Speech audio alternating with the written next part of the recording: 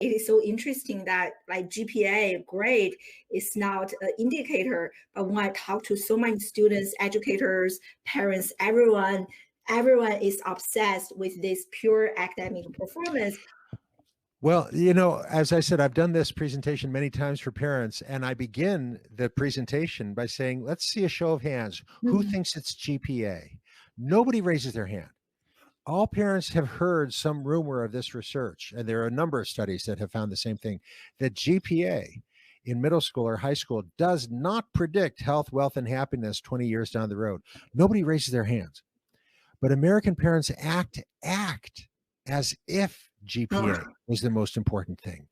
They won't raise their hand in the presentation, but if their kid was getting A's and now they're getting B's, this is a total disaster. And they bring their kid in and they want to know, do you think, should we try Adderall or Vyvanse? You think it might be ADHD?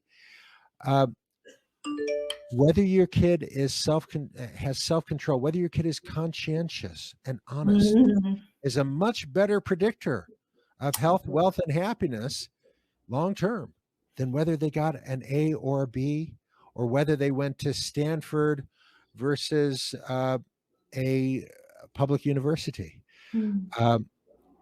American parents are so confused. They think it's really, really important to get into a highly selective university. It's not empirically.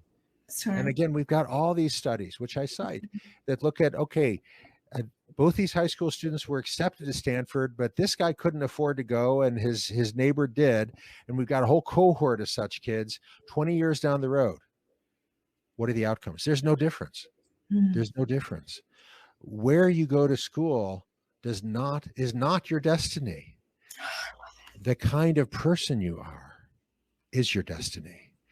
Are you honest? Are you self-controlled? Are you conscientious? That will determine your health, wealth, and happiness 20 years down the road.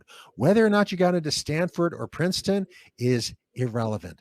That's not a sermon. It's a robust empirical finding. And you'll see the evidence again in the book, The Collapse of Parenting.